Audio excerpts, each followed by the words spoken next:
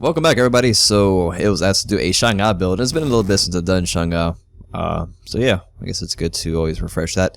With Shanga, you can be really flexible with your items. You can do different things, many different things depending on your playstyle, ranging from support to mage to solo lane to many different things. So I'll try to cover as much as I can within the video. So let's go ahead and start with the items itself. So first off, her cooldowns are in general pretty low. Now I do have Chronos pendant on, so that's why these are lower than it is.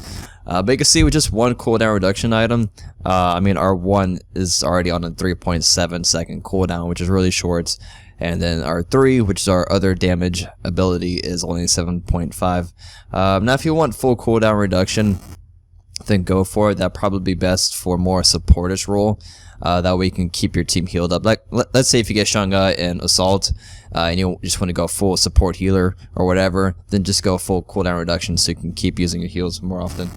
Why am I getting a phone call? Please, I don't even know you. All right. So that's that's the thing. So if you're just wanting to just do damage, just be like a mage or whatever, I would just get one cooldown reduction item, and that's either Chronos pendant or Breastplate of Valor.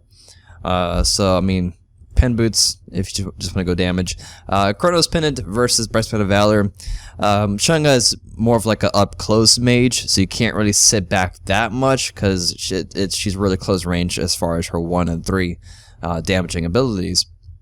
So if you're fighting against some physical gods that are giving you a hard time, by all means go Breastplate of Valor. If they're not giving you a hard time and you can, and you just want damage and you're not getting hurt that much or focused that much, then just go Chronos pendant.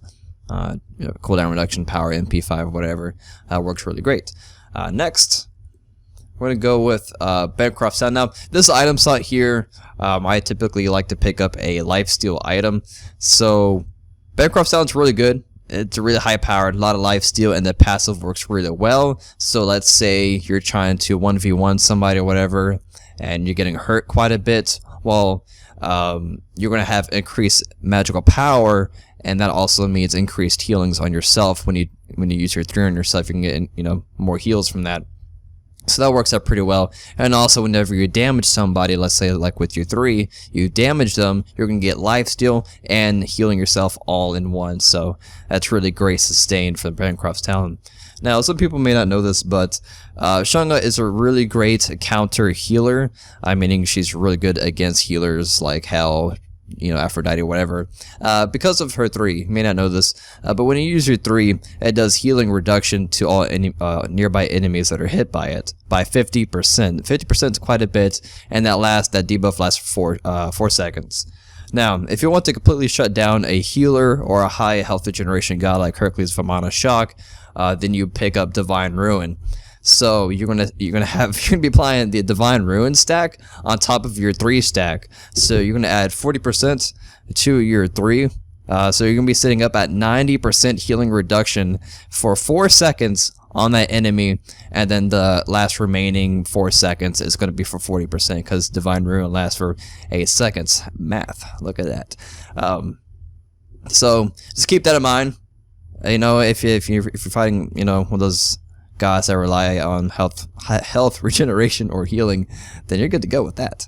But besides the fact, Bancroft's talent, I really like it. Pionom, not much of a thing anymore. Moving on.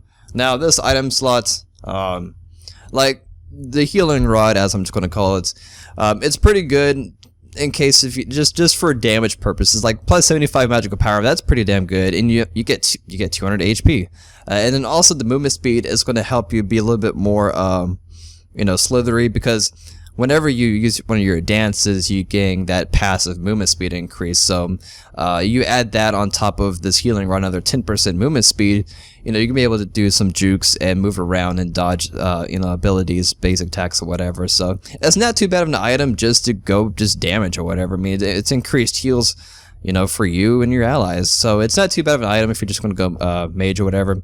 But if you don't really care for that, some other items are optional. I did see Gem of Isolation picked up by one Shanga, and he did really good, or she did really good as Shanga with the Gem of Isolation. And I never thought about it, but it can work out pretty well since, you use your 1 and your 3 mostly just for damaging. So to prevent your enemies from getting far from you because Shanga's up close damaging Mage. Gem of Isolation, you can easily apply that slow debuff on them with your 1 and 3, and you can just chase them down. Since your 1's on the really low cooldown, you can just keep spamming that thing over and over, and they can never get away. So I have seen that being used as well.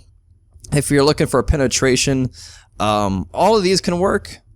Honestly, like Voidstone, like I said, she's an up-close mage, so you would get the use out of the aura effect on Voidstone. Magic Protection is also good if mages are giving you a hard time. Spear of Magus, you can apply the passive stacks using your 1 and 3. The maximum is 2 stacks, so once you use those 2, they're going to have the full stacks on it, and the next time your 1 pops around, that's going to hit really hard, so that can work. And also Obsidian Shard works just as well, so all penetration items here look pretty decent for her. Next, Rod to Hoodie. I pick up Rod to Hoodie as my 5th item for like Arena, Assault, maybe even 3v3, maybe. Just because those matches, they tend to be kind of short, like especially Arena's like from 10 to 20 minutes ish, and then because if you're not fed at all and you wait to the last item slot to get your Rod to Hoodie or your Deathbringer, you may not finish it, you won't get that much use out of it, so that's why I pick it up as my 5th item in those game modes. Conquest, yeah, get it as last or whatever. So yeah, finally, as you see here, I did pick up a Obsidian Shard. You can also use this item slot for one of those other items I mentioned before, like those other lifesteal items if you want, or Gem of Isolation. You can really just pick and choose what you want for whatever you may need at that point in time. Actives always depend on what you're doing. Some people may not know this, but if you go to Sprint and on the top right, Heavenly Agility, this will help you out if you're just going for that support role at Shanga. It's going to increase everybody's movement speed, increase healing as well, so your heals will do more heals, whatever. Because honestly, like, her heal isn't the greatest anymore since the past nerfs. It's okay, but it's not the greatest. So let's go ahead and do some damage testing. Our magical power is sitting pretty high at 619.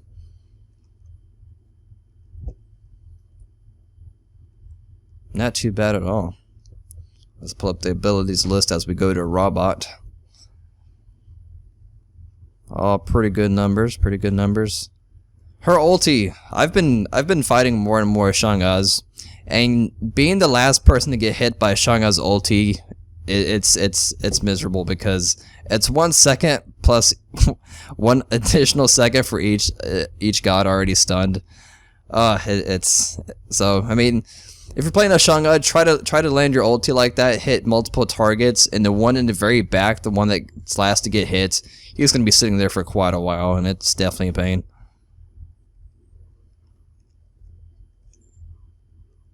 So, yeah, not too bad damage at all. So this is going to wrap up for the video, and I'll see you guys next time. Peace.